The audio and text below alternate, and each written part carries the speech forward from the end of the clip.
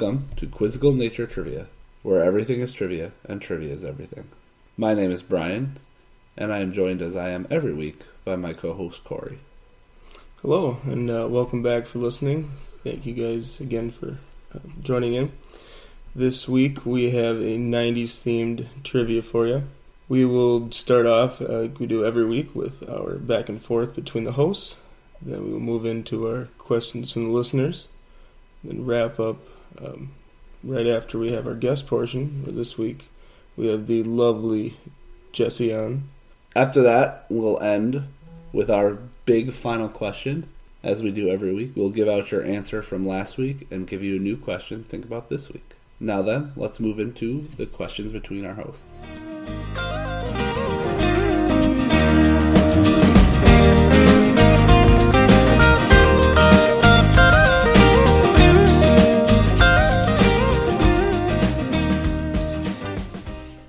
Alright, let's start the trivia portion between our hosts. If you remember last week, the score is 20-5 Cory's favor. The champ. Thank you. This week, I will be starting. Alright, and just a reminder of how this segment works. We've each brought in 10 questions. 5 in categories we know the other is strong in, and 5 we think the other one's going to be challenged in. Points are 5 points for the strength category, and 10 points for the challenging categories. So Brian, why don't you just go ahead and lead us off? Sounds good. I'll start with a 5-point sports category for you. With 3 wins, the New York Yankees won the most World Series in the 90s. At 5 appearances, what team had the most World Series appearances in the 90s? The 90s? Oh, I would say the Braves. That would be the Atlanta Braves. Yeah. Out of those 5 appearances, they only won once in 1995 against the Cleveland Indians. Yeah, it was quite sad given how absolutely dominant that pitching staff was. Yeah. Alright, let's kick off your 5-pointers with a lyrics question. According to the timeless classic All-Star by Smash Mouth, Great song. they tell us that only shooting stars break the what? Mold. Yes, good job. Yep. The band came up with the name for themselves after being inspired by Mike Ditka's Smash Mouth style of play. I used to think that said only shooting stars break the gold. That's close, but it was not. We'll move on to your 10-point question under pop culture here. Oh boy. Tamagotchi is a keychain-sized virtual pet simulation game created by Aki Maita. In what year did she invent it? 1992?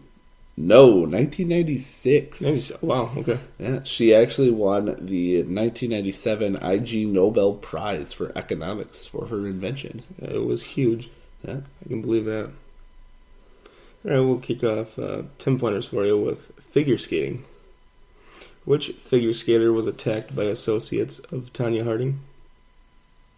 Nancy Kerrigan. Correct. That would be Nancy Kerrigan. Yes, that brings you to 20 to my 25. Ooh. In 91, Tanya had become the first American woman to land a triple axel in competition. That was the I, Tanya movie. It came out last year? 2 years ago. Somewhere, one of the two. Yeah. It was a very good movie. Talking about movies, let's move on to your 5-point movie question. What was the top grossing movie of the 90s? Grossing overall movie in the 90s. Yep. I want to say Titanic. It would be Titanic. All nice right. work. It grossed $659 million at the box office. Yeah, I think it's third overall. It was, yes. It held the largest until Avatar, which was recently broken by Endgame. Yes. It also grossed $185 million more than Star Wars Episode 1 and $250 million more than Jurassic Park. See, Jurassic Park was in there. I forgot about Episode 1. All right, let's move on then to wrestling. Ooh. 5-pointer for you. Which wrestler won the WWE Championship belt the most times from 1990 to 1999? 1990 to 1999. Fun fact for you, the first championship reigned by this wrestler in 1992 wasn't even broadcast on TV. It was taped and later released on VHS, initially only in Saskatoon. Oh, is it Bret Hart? It is. Yeah, that would be why it was. That's a good hint there. Thank you. Yeah, one of his title reigns ended very under funky circumstances in Montreal because of the Montreal Screwjob. Because Bret was moving to WCW, and he wanted to drop the title before he left, but he would do it to anyone but Shawn Michaels. And so they promised to drop it to someone else, but he went and battled Shawn Michaels in Montreal, and Shawn Michaels put a sharpshooter on him, and Earl Hebner called for the bell before Bret Michaels tapped, which caused a lot of fighting and controversy, which included Bret Hart spitting in Vince McMahon's face and punching him out. I didn't know that. Yes. All right, well, that brings us to 30 to 25 with the champ still in the lead. Well, let's move to a 10-point wrestling question if we're going to stay on wrestling. Boy. The Monday Night Wars were a battle in the late 90s between WCW and WWE. For 21 weeks, WCW had beat WWE in the ratings up until January 4th, 1999, when Eric Bischoff announced that which wrestler was going to win the world title, causing many viewers to switch over to watch the fan favorite. Hulk Hogan? It is not Hulk Hogan. Hulk Hogan was actually on WCW TV. It would be Mick Foley. Oh, okay. Yes. Did not know that. Bischoff's full quote was, "Fans, if you're even thinking about changing the channel to our competition, do not. We understand that Mick Foley, who wrestled here at one time as Cactus Jack, is going to win their world title. Ha! That's going to put butts in seats." Which it did, because that was the first time in 21 weeks. In 21 weeks, they had won the ranking or the ratings, and did not relinquish it till the end of WCW. This battle was the first time that Vince McMahon had been competed with since his initial raid of the territories in the early 80s. I obviously knew none of that. Yeah, I know. Yeah, you're welcome. Well, let's go to movies then for you for 10 points. Okay. What was Will Smith's character's full name in Independence Day? I have no idea. Well, fun fact, Independence Day still holds the record for most miniature figures used in a film and was the highest grossing film of 96. It is Captain Stephen Hiller. There it is. We'll go to a 5-point question under classic rock then. 17 years after their last show, what rock band reunited in Tiger Stadium in 1996? The Eagles? It is not the Eagles. It is Kiss. Kiss, okay. No. The tour grossed $143 million, making it their most successful tour to date. And the average attendance of the tour was 14,000 people. I didn't know that. Yeah. All right. We'll go back to a 5-pointer for you with the NBA. The 90s NBA was primarily dominated by Michael Jordan when it came to playoff basketball, but not when it came to all-star selections. 3 other players were selected to one more all-star game than MJ's 7. Name one of the 3 players. One of the 3 players. Yes. Now, Michael most likely would have been the 90s All-Star Game selection leader had he not stepped away from the NBA to pursue baseball, where he never made it out of AAA. You played for the White Sox affiliate, right? Yes, down in Birmingham. I'm going to go with John Stockton. Incorrect. Ooh. David Robinson. Karl Malone. His teammate. That was one of my other ones. the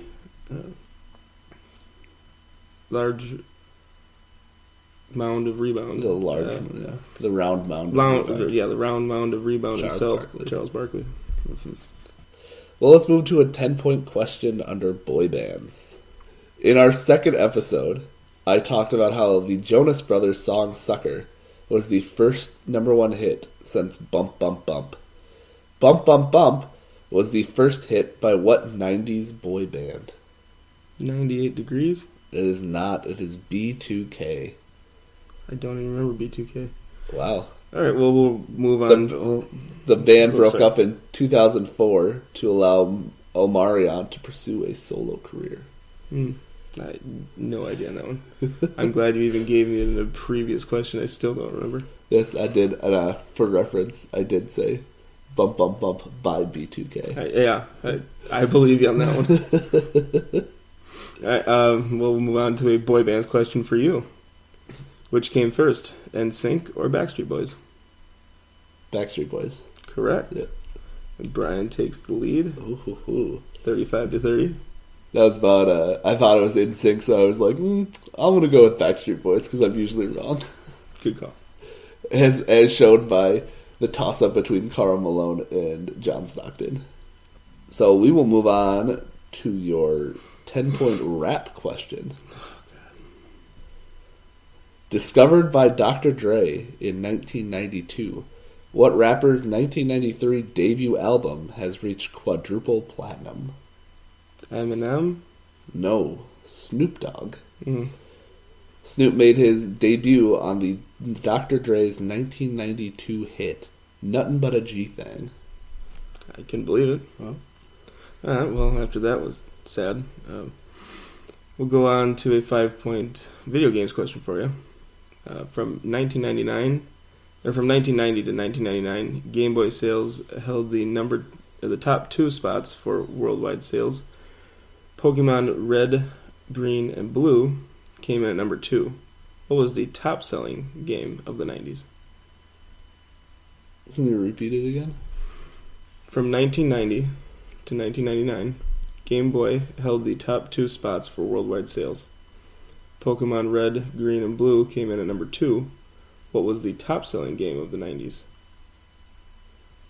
And a fun fact related to games. 1999's Superman for the N64 is widely considered to be the worst game of the 90s, receiving a Golden Mullet Award, which is the award for the worst video game of the year, as well as held a 0.3 out of 10 from Metacritic. Yeah, it's really bad. It's not good. Did it combine to red, blue, and green together? Red, blue, and green, because they all initially came out together.